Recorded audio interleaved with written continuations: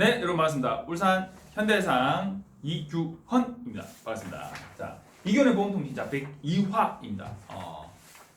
지난번 100화 때 제가 그 이벤트를 했었잖아요. 정답 알려주신 분, 뭐 정답이라기보다는 의견 보내주신 분한테 쿠폰 이제 보내드리겠습니다 했는데, 제가 커피랑 커피 두 잔이랑 케이크 드실 수 있는 쿠폰을 세 분한테 보내드렸어요. 한 명은 친구예요. 문자 보내왔더라고요. 야, 평상시에 잘 보고 있다. 자, 답은 말을 안 해서 근데, 자, 한 분은 전범민 밴드를 하고 있어요. 그 밴드에서 이렇게 늘 이렇게 보시던 분이 이렇게 해서 그 신호위반과 중앙선 침범 굳이 과실을 나눈다면 중앙선 침범이 그래도 벌점이 더 크니까 조금 더 과실이 많은 게 아닐까요? 라고 의견을 보내주셨어요. 네, 그 의견이 맞죠. 그리고 한 분은 도로교통사고 감정사 협회 카페에서 보시던 분이 톡을 보내주셨어요. 그래서 세 분한테 제가 선물 보내드렸어요. 자, 비보호자회전입니다. 비보호자회전 화재보험의 누수 대상이고요. 비보호자회전 제가 보험통신을 사실 2번 이상 다뤘던 주제예요. 비보호자회전입니다. 자, 비보호자회전에서 비보호자회전인데 어떤 경우에 좌회전을 하면 될까요? 1. 적색 2. 황색 3. 녹색 4. 무관 상관없다. 신호는 상관없다. 비보호자회전 표시 있다. 1, 2, 3, 4. 이제 많은 분들이 아세요. 2010년 10월 달에 비보호 좌회전이 그 이전에는 신호위반으로 처벌을 받다가 신호위반이 아니게 됐어요. 그래서 많은 분들이 이제는 비보호 좌회전은 신호위반 아니다 많이 하세요. 신호에 대해서는 그거보다 조금 적게 할 수도 있어요. 하지만 이제는 많이 안 돼요. 벌써 9년이 지났어요. 그죠? 적색에 비보호 좌회전했다. 신호위반인 거죠. 황색 신호위반이죠. 녹색에 돌아야 됩니다. 무관하다 아닙니다. 자, 그런데 이런 경우 있어요. 비보호 좌회전이라고 줘놨는데 정말 차들이 많이 와. 그래서 쭉 달려오는데 빨간불이에요. 그래서 딱 섰어요. 그런데 빨간불이라고 섰는데 서 있어야 되죠. 녹색이 들어왔어요. 자, 이제 난 비보호 좌회전을 해야 돼. 근데 이 차들이 직진을 하네? 못 가잖아요. 그래서 서 있어요. 계속 서 있어요. 차가 계속 달려오네. 그래서 서 있었어요. 근데 또 신호가 또 바뀌었어. 또 빨간불이야. 성질 나죠. 그런 교차로에 비보호 좌회전 주면 안 되는데 그때만 그런 거예요. 그때만 시기적으로 차가 많을 때가 있을 수 있잖아요. 그러니까 차량의 통행이 그렇게 많지 아니하고 좌회전하는 차량의 통행이 그렇게 많지는 않지만 그래도 일부 수요가 있는 경우에 좌회전하는 차에게 좌회전을 안전하게 할 수 있도록 해주긴 해줘야 되는데, 그렇다고 좌회전 신호를 딱 집어넣기에는 애매하다 해서 3색 신호등에 위에다가 비보호, 이거 좀 크게 그릴까요? 이렇게 해서 비보호, 눈치껏 녹색에 좌회전 안전하게 해라, 그 얘기잖아요. 그런데 자, 여러분, 비보호 좌회전과 직진 차량 간에 사고가 발생했어요. 기본 과실이 몇 대 몇일까요? 비보호랑 직진이랑 기본 과실 8대 2입니다. 자, 이 기본 과실 8대 2는 뭘까요? 제가 어디 근무한다고요? 현대해상. 현대해상만 그런 건 아닙니다. 보험회사에서 얘기하는 기본 과실은 8대 2예요. 8대 2, 아니 이거 어떻게 8대 2야? 이래가지고 막 하면 보험회사 뭐라 하냐? 그러면 고객님 소송을 통해서 판결을 받으셔야 됩니다라고 얘기를 해요. 그럼 소송해라! 이게 아니고 보험회사도 그렇게 막 얘기하진 않죠. 자, 8대 2를 적용하는 이유는 뭐냐? 신호위반이 아니에요. 좌회전하는 차가 중과실이 아니에요. 중과실이 아니면 뭐예요? 그냥 과실이에요. 일반 과실, 일반적인 과실. 신호가 상관이 없는 거예요. 녹색에는 좌회전 해도 되는 거예요. 해도 되는 거예요. 그죠? 그러면 이게 좌회전 신호예요? 그건 아니지만 좌회전을 하면 안 되는 신호도 아니에요. 그러니까 이 차는 신호 위반의 책임을 지지 않아요. 중과실이 아니에요. 그냥 그냥 좌회전은 할 수 있지만 맞은편에 오는 차한테 좀 주의해서 좌회전해라 이거예요. 그러면 이건 어떻게 되냐? 직진 대 좌회전이에요. 그냥 직진 대 좌회전이에요. 직진을 하다가 좌회전하는 차하고 사고 난 거예요. 그런데 신호가 없는 교차로에서 직진 대 좌회전 사고는 통상 얼마를 적용하냐? 7대 3을 적용해요. 7대 3을 적용하는데 여기는 신호가 있으니까 직진하는 차량이 자기 신호만 보고 그 신호를 신뢰하고 좌회전하는 차량이 없겠거니 하고 가고 있는데 좌회전했으니까 야 좌회전 네가 조금 더 주의를 했어야 되는데 주의를 못했네. 현저한 과실 10% 가산 그게 8%. 여기서 중과실은 20%를 가산합니다. 그럼 9대 1이 되어야 되는데 하지만 신호 위반으로 들어가면 통상적인 중과실 20% 가산이 아니라 그냥 그때 0을 적용을 합니다. 자 그런데 8대 2는 보험회사에서 하는 말이에요. 요즘 법원에서 100대 빵 판결도 많이 나옵니다. 그런데 잘 생각해 보세요. 판결이 100대 빵이 왜 나올까요? 직진 대 비보호 좌회전 사고가 났어요. 다 재판 갈까요? 아닐걸요. 줄줄이 좌회전하고 있어요. 한 대, 두 대, 세 대 좌회전하고 있는데 내가 쭉 달려가고 있어요. 야 이것들 봐라. 직진인데 비보호 좌회전 막 하고 있네. 이제 세 대 이제 끝이겠지 하고 가고 있는데 네 대째 오고 있네. 사고가 났어요. 그럼 어떻게 돼요? 직진차도 좀 주의를 해줬어야 되죠. 물론 좌회전하는 차도 비보호 좌회전이잖아요. 비보호 좌회전 언제든지 직진차가 올 수 있잖아요. 그러면 비보호 좌회전하는 차량 입장에서 앞차 가고 줄줄이 가고 있으니까 안 오겠지, 서주겠지. 보도 안 하고 그냥 좌회전 앞차 따라. 당연히 그 차가 잘못되죠. 당연히 그 차가 잘못했지만 하지만 그래도 이렇게 줄줄이 좌회전하고 있으면 직진하는 차가 좀 서주거나 직진 신호이 억울하긴 하지만 속도를 좀 줄여가지고 야 세 번째 차 다음에 없는 거 맞지? 확인을 한번 해주거나 했었어야 되는데 그러지 못해서 사고 나는 경우도 있어요. 혹은 비보호 좌회전하는 차가 정확하게 딱 섰다가 좌회전을 돌리는데 문제는 뭐냐면 나는 그냥 내 속도로 가고 있었어. 그런데 저 차가 내 차의 속도와 거리를 충분히 예측하지 못한 거예요.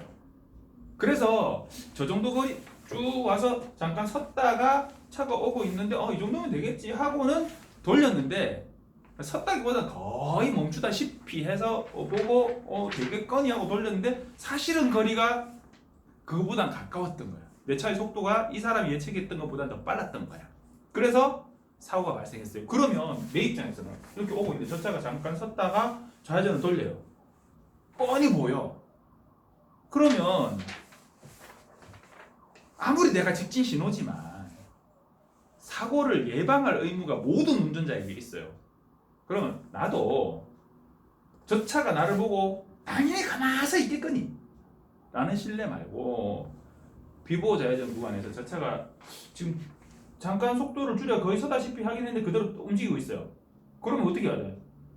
그냥 가면 사고 나잖아요. 그럼 나도 속도 좀 줄여주든지 빵 해가지고 야 너 들어오면 안 돼 해주든지 그럼 놀래갔을 거 아니야.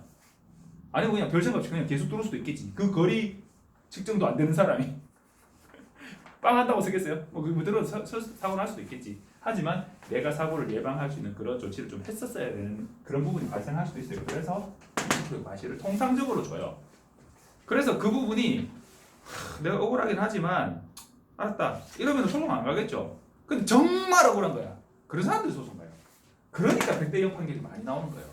다 100대 0 판결 나오고 있는데 지금 무슨 소리냐. 무조건 직진 대 비보호 좌회전 대 직진은 100대 0이 맞아 라는 주장은 틀릴 수도 있어요. 기본은 8대 2다. 현실은 8대 2다. 하지만 100대 0 판결이 종종 나오고 있다. 정말 억울하면 어떻게 해야 되냐. 블랙박스 영상을 저한테 보내주세요. 보고 의견을 드릴게요. 제가 이거는 100대 0이 뭐 이럴 수는 없어요. 우리 교통사고 조사학회 고문이신 한문철 변호사님처럼 100대 0입니다. 뭐 이렇게 제가 자신 있게 말할 수는 없어요. 사실. 왜냐하면 저는 변호사는 아니거든요. 판사는 더더욱 아니고요. 그렇기 때문에 저는 이 정도면 100대 0으로 봐야 될 것 같습니다 라는 정도의 의견을 드릴 수 있어요. 근데 이 정도 같으면 이런 부분 때문에 우리도 과실이 일부 나온다고 볼 수도 있겠습니다 라는 의견은 드릴 수 있어요. 하니까 그런 건 있으시면 보내주시고요. 자, 두 번째 그래서 비보호자회전은 기본은 8대2다. 잊지 마세요. 기본은 8대2다. 현실은 8대2다. 보상가 직원들한테 비보호자회전 사고가 났는데 왜 늘 8대1라고 말하느냐. 법원에서 100대0 판결이 막 나오고 있는데 금감원비는 넣고 제발 부탁인데요. 저한테 애 낳으라고 하면 제가 애를 낳을 수 있어요 없어요? 못 낳잖아요. 금감원 민원이 아니라 금감원 할아비한테 민원을 넣어도 저는 애를 못 낳아요. 보상가 직원들도 8대2라고 자기가 우리 고객한테 8대2라고 막 얘기를 하잖아요. 왜 그러겠어요? 우리 편인데. 우리 편이가 넌 편이가 이 얘기 많이 하거든요. 우리 편인데 왜 그러겠어요? 쥐도 답답하거든. 상대방이 인정을 안 하는 거예요. 상대방이 비보호자회전대 직진사고는 8대2 아니냐, 당신한테도 20% 과실이 있는 거 아니냐 라고 주장을 해요. 거기다 대고 우리 보상 담당자 고객님 걱정하지 마십시오. 이거 100대입니다. 제가 100대 받아내겠습니다. 100대0 못 받아내요. 왜냐면 나는 8대2를 100대0으로 만들고 싶어요. 그 사람은 100대0을 8대2로 만들고 싶어요. 이해가 같아요, 달라요? 달라요. 그 다른 이해를 보험회사가, 예를 들어 이렇게 생각해보세요. 나는 100대0이라고 생각하는데 보상가 직원이 8대1이라고 얘기한 게 나는 열받아. 그거 인정해 안 해? 인정 안 하니까 사단이 지금 나고 있는 거잖아요. 그 사람은 8대2라는 걸 이제 100대0이라는 걸 인정해 안 해? 인정 안 하니까 지금 사단이 나고 있는 거 아니에요. 그런데 각각 보상가 담당자한테 야 왜 100대0으로 정리 못, 아니 8대2로 정리 못해? 야 왜 100대0으로 정리 못해? 이래가지고 둘 다 금감원 민원 넣어요. 해결돼요 안 돼요? 해결 안 돼요. 금감원 민원 너무 좋아하지 마셔요. 보상가 직원들한테 동생, 후배, 아들 같은 보상가 직원들한테 못할 짓이고요. 물론 경우에 따라서 정말 잘못된 그런 부분이 있어서 금감원 민원을 넣어서라도 그 얘기 좀 고쳐줘야 되는 그런 경우도 있을 수 있어요. 그런데 너무 남발하지 마세요. 저한테 애 낳으라 해도 애 못 낳는다고. 금감원 민원 넣어봐야 저한테 내가 애 못 낳는다고. 자, 두 번째 화재보험 누수 대상입니다. 화재보험 누수 대상은 자 여러분들 우리 집 보일러 배관이 터졌대요. 그래가지고 밑에 집에 물이 샜어요. 그 밑에 집에서 올라와서 막 위에 지붕 물 흥건하고요. 막 벽지 다 베려가지고 막 그 장롱에도 물 들어가가지고 막 옷 다 베려가지고 지금 화짝화짝 열어놓고 그 집 사진 찍어가지고 이거 다 옷 못 입게 됐다. 올라와가지고 물어내라라고 얘기를 해요. 많은 분들이 아세요. 이런 경우에 뭘로 보상이 되냐? 일상생활 배상 책임이라고 해가지고 일배책이라고 해요. 일배책에서 보상이 됩니다. 되는데 될 수도 있고 안 될 수도 있어요. 어떤 경우냐? 내가 세를 들어 살고 있어요. 내가 세를 들어 살고 있는데 난 일상생활 배상 책임을 들어놨으니까 걱정하지 마세요. 보험회사 얘기를 해요. 보험회사에서 면책입니다. 그래요. 내 책임이 아니잖아. 내 책임이. 배관이 물 새는 걸 내가 어떻게 할 거예요? 그건 내 책임이 아니에요. 그거는 건물주 책임이에요. 자, 그러면 건물주가 일배책이 있어요. 건물주가 일배책이 있어서 건물주의 일배책으로 해주겠대. 그 보험회사에서 뭐라냐? 면책입니다. 그래요. 면책이라고 하는 건 책임을 면한다. 보상을 못 해준다. 보상을 안 해준다라는 얘기예요. 면책입니다. 왜요?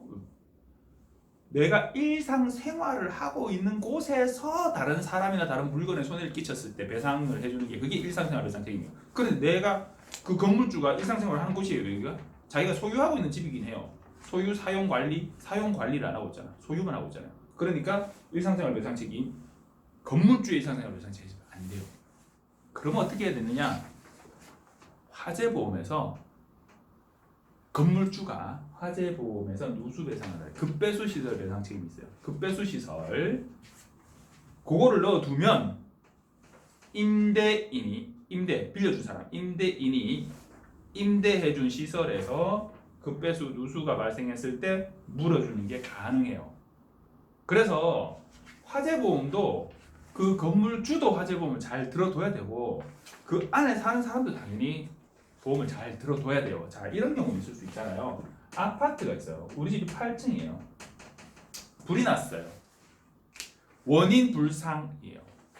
그러면 일단은 책임이 그 원인 불상이 아니고 뭐 전기의 합선 이런 걸로 일단은 잠정 결론이 내려졌어요. 그러면 전기 합선 그거는 살고 있는 사람 책임 아니잖아요. 건물주가 이 부분에 대해서 화재 보험에서 우리 집은 보상을 받고요. 남 집에 대해서 불 옮겨 붙은 거, 불 옮겨 붙은 게 더 큰 거 같죠?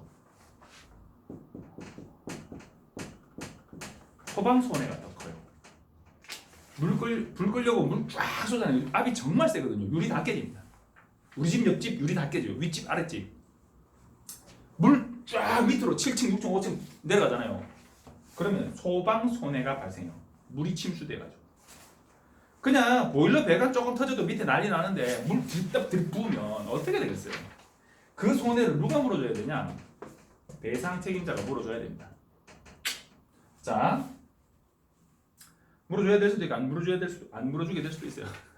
민법이 개정돼가지고. 자, 어쨌든 내가 물어줘야 되는 책임이 발생했을 때 그거를 뭘로 보상받을 거냐? 화재보험 가입해 주셔야 된다는 거예요. 그런데 우리 집에 고온꽃길이 불이 났어요. 그래서 소방차 출동해가지고 이렇게 됐어요. 그러면 책임이 누구한테 있어요? 나한테 있죠. 그러니까 세입자도 화재보험을 둬야 돼요.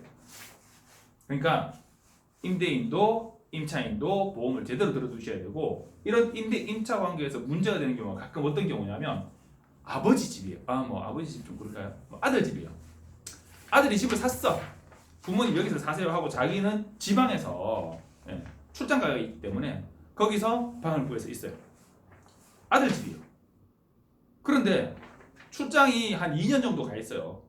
그래서 관사가 있어 거기. 그래서 관사를 사용하면서 주소를 아예 옮겨놨어요.